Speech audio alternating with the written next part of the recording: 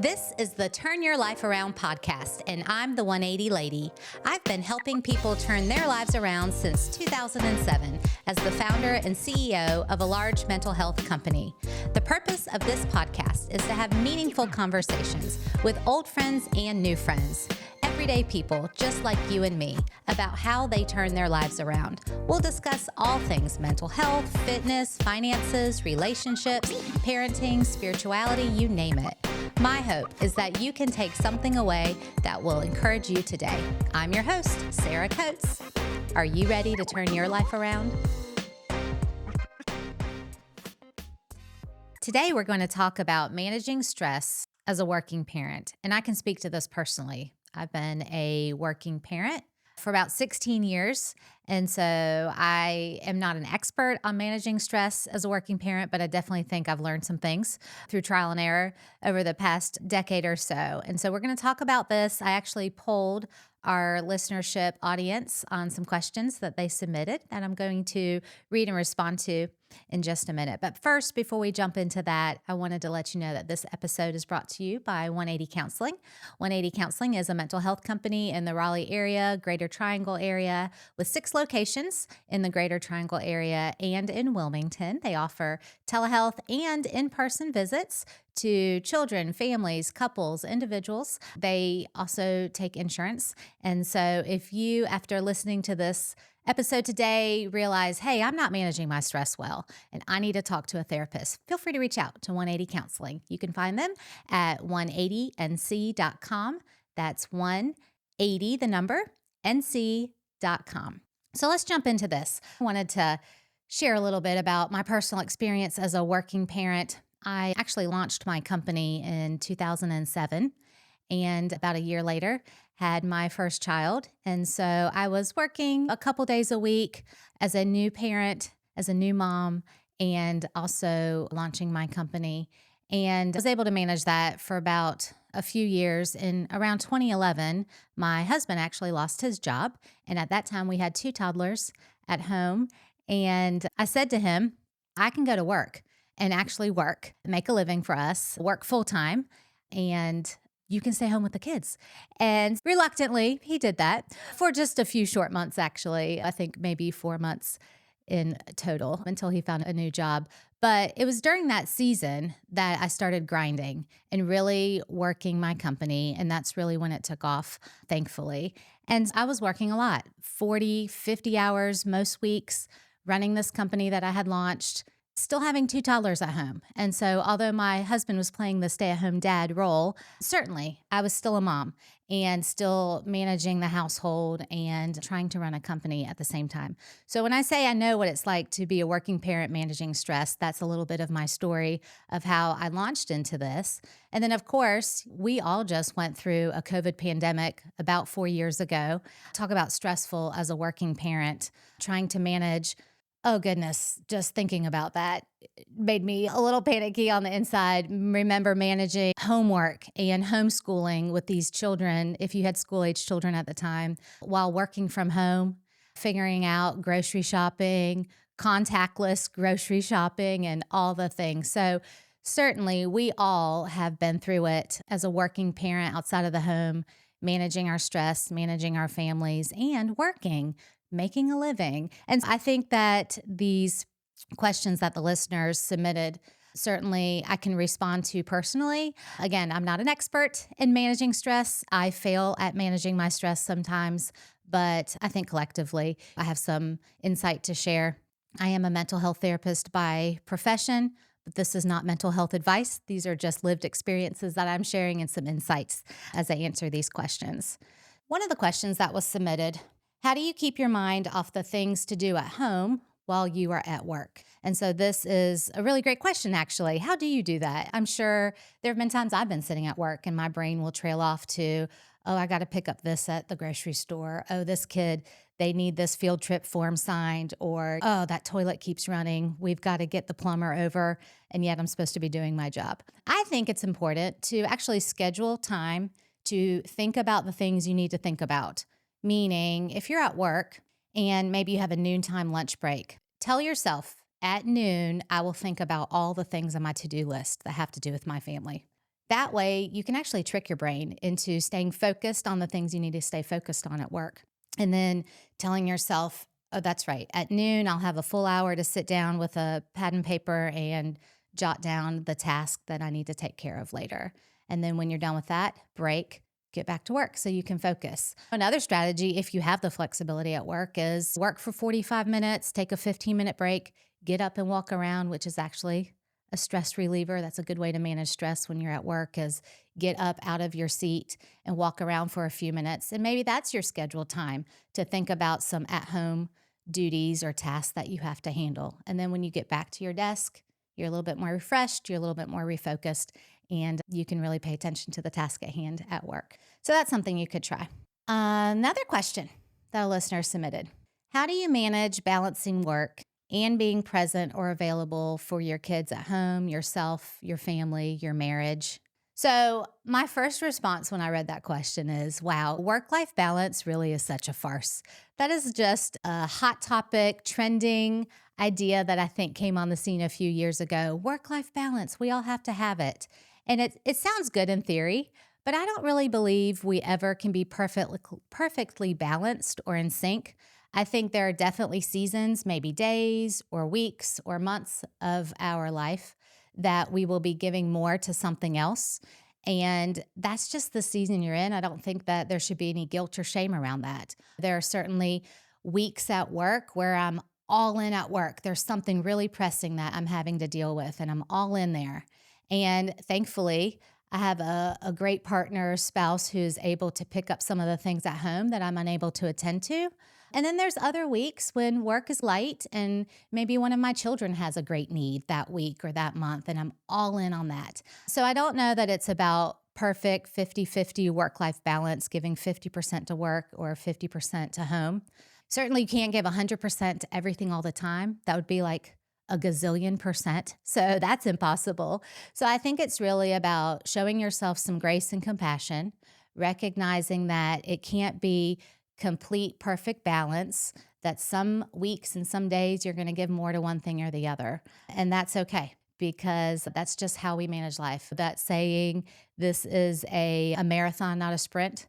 And so when you look back, maybe over the course of a year, you'll say to yourself, yeah, I remember that month I was giving so much of myself to my certain child that had a need. Or maybe that month I was giving so much of myself to my spouse or partner who had a need. Or maybe they were traveling out of town for work. And so you were having to do all the household responsibilities. That's just life. I don't think that we should put so much guilt on ourselves as a working parent that we're not managing that perfectly. Release perfection in that. Another question that came up was, how do you balance working all day and putting together a home cooked sit down meal together as a family? This is something growing up, my mom was a stay at home mom. She had 4 children, and her job was to manage the household and tend to all those duties. And my dad worked outside the home. She was able to literally make a home cooked meal every night of the week and have it ready for us. That's not the season all of us are in. That's not the position all of us are in. I would venture to say that a lot of families are either two working families, two working parent families, or maybe a lot of single families. And so a long time ago, I released the expectation for myself that I was going to be a mom who worked all day and came home and cooked a home cooked meal and had it on the table every night. I took that approach when I had babies. As long as I was feeding them, I was doing my job. And I think it's the same thing. If you feed your babies, if you nurse them or you formula feed, your job is to feed your children. And so it's okay however you do that. And I took the same approach with stressing myself out that I was going to have a home cooked meal on the table every night after work. Again, that flexibility. Sometimes it's drive-through. Sometimes it's, hey, husband, can you pick up that pizza I just ordered and bring it home while I get the kids from daycare? I remember those days. My kids are teenagers now, and we're still driving around like crazy. But back in those days when they were young, the partnership of, hey, can you swing through and pick this up? Or pre-order meals. I know now, geez, now I'm just thinking there's DoorDash and all the things that you can do to have things delivered to your house. And I think it's nice that we have the flexibility to take advantage of that. We do not have to put the pressure on ourselves to be this perfect Pinterest parent where we are just doing all the things to perfection, like the Pinterest pages show. I think giving yourself again that grace and that compassion and that understanding that there probably are some weeks that you were on your A game and you were able to work all day, have that crock pot meal ready when you got home and serve it up. And that's fantastic. And then there are weeks when that's just going to be impossible and your kids are getting Chick-fil-A or McDonald's 3 times a week. That's okay too, because you're feeding them and that's what's important. Sometimes it's cereal night. Sometimes it's clean out the fridge and everybody fend for themselves and eat what they want leftover wise. So I think that is the big thing is when you're creating or when you're managing the stress as a working parent is to release this idea of perfection. Nobody is perfect at managing stress. Nobody is a perfect parent, and just keeping that mindset. Okay, here is a really heartfelt, vulnerable message that someone shared. They said, I had never had time for myself between working 5 days a week, getting the kids to all their activities, managing my household, the grocery shopping, the cooking, the cleaning, the laundry, the homework, all the things. I do not have time for myself. I feel like I'm drowning. How do I find that time for myself? To whoever sent this, I appreciate this question. I appreciate your honesty. I think there are lots and lots of working parents who have that specific sentiment. I feel like I'm drowning, trying to do all the things. And where is the time that I can create for myself? I just think that there's so many ways to respond to this. I really believe you cannot pour from an empty cup. I think it's so important for working parents to be able to refill their cup. But the question is, when on earth do you have time to do that? One of the things I started doing years ago when my babies were little is I get up at 5:15 every morning. I've been doing that for 16 years. Do they always get up at that time? When they were little, maybe they did. But nowadays, of course, once they became school aged, they certainly were not up those wee hours of the morning. But that allowed me to get up and just set the intention for the day. Whether it was getting up to work out for a little bit, getting up to sit and drink coffee and maybe scroll social media, maybe spend some quiet time just journaling or meditating in prayer or whatever. Those quiet moments alone in the mornings just really were able to fill up my cup. And so maybe that's something you can implement is getting up an hour early before the rest of the family gets up and just having some alone time. And you can do with that whatever you wish, but it's your time that you're carving out. I know some parents even go to bed much later after their family goes to bed. And if that works for you and your relationship, that's fine. Some relationships that doesn't work so great either, but if that works for you, you could stay up after everybody goes to bed if you're a night owl and you need that extra hour of downtime and alone time. So carving out some time. I just have always found that getting up early was helpful for me. I got all my stuff done. I got myself ready before the kids were up. It helped us not rush around in the mornings. I was able to focus on them and getting them ready and getting their lunches packed and whatnot. Another thing this listener mentioned is not having time to do all the laundry, all the cleaning, all the cooking. If you're in a healthy relationship and you and your partner can share those responsibilities, that is wonderful. That's not always the case for everyone either. Another little tip that I did was, I actually got this from my mother-in-law, is I taught my children at a very young age, I think they're around 8, how to do their laundry. By 10, I think I could trust that they were doing it without my supervision. So I'd say probably around 10 is the age I was able to let that go. And to this day, they're teenagers, and it's not my job to do their laundry. That's the way I parent at my house. But that just took that burden off of my plate. Same thing with cleaning their rooms and cleaning their bathrooms. You teach these children at a young age how to do that. Of course, you have to supervise it when they're young. But as they get older, that is just a responsibility you can let go so you have more time for yourself so that you can fill up your cup. Same with cooking. Just a minute ago, we were talking about drive-through and planning and prepping meals. I think as your children get older, you can teach them to do some of that. I know some working parents, as their kids are older, they assign a different night of the week for the different children to be responsible for cooking that dinner. I think that's a really great tactic that you can employ when they're old enough and capable of doing such things. I do think it's really important that you are taking care of yourself as a working parent so that you can take care of those you love. And a lot of working parents unfortunately rely on unhealthy coping skills, maladaptive stress management strategies, which are actually creating more stress for them. And I think that's really, we mentioned 180 counseling earlier, just finding a therapist that you can bounce some of your ideas off of, check in to see, hey, am I managing my stress? And they might have some other great strategies. They might also say, hey, in a loving, challenging way, that's probably not the greatest stress management strategy. It's making you worse, actually, making you more stressed out by doing X, Y, and Z. That's another thing. Finding time to do therapy can be hard for working parents. I understand that too. Thankfully, there are things like telehealth, and you could even do a session with your therapist during your workday, maybe during a lunch break or before you head home. All right, one more question. I hear many marriage experts say that I should date my wife, but with little kids at home, the high cost of everything these days, we can't afford babysitting and date nights. What should we do? So I think this is a common stressor among working parents is finding time to hang out with their spouse or partner.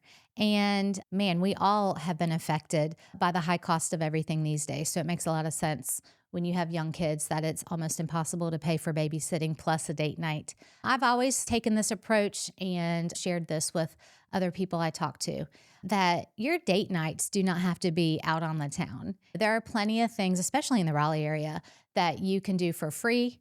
There are also things you can do within your home. I was always a firm believer of put those kids to bed early. There's no sense in children staying up until 9, 10, 11 o'clock at night when you need to carve out time to hang out with your spouse, and making sure that the kids go to bed at a certain time and carving out time for you and your spouse to hang out, watch your favorite movie, play a game, whatever it is that you two enjoy doing together, having those boundaries with your kids and just creating your date night at home.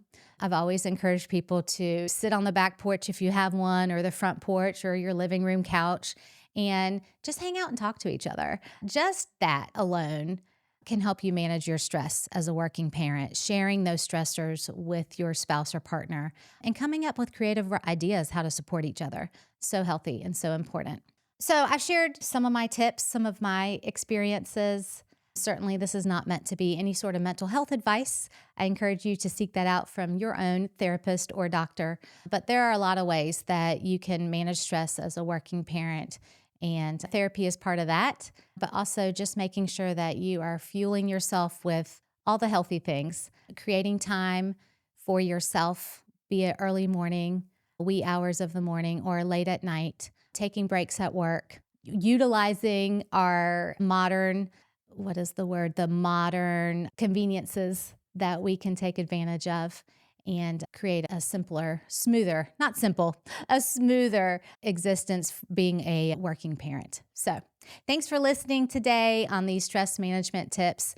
And if you like what you've heard, give us a follow, subscribe, give us a review, and share with your friends so that they too can manage their stress. Thanks for listening.